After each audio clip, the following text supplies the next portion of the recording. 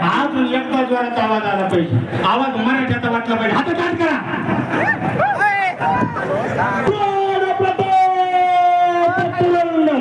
क्षत्रिय कुलवंश सिंहासनाधीश्वर राजाधिराज महाराज श्रीमंत श्री छत्रपती शिवाजी महाराज की छत्रपती धर्मवीर संभाजी महाराज की. एक मराठा आरक्षण आमच्या हक्काचं.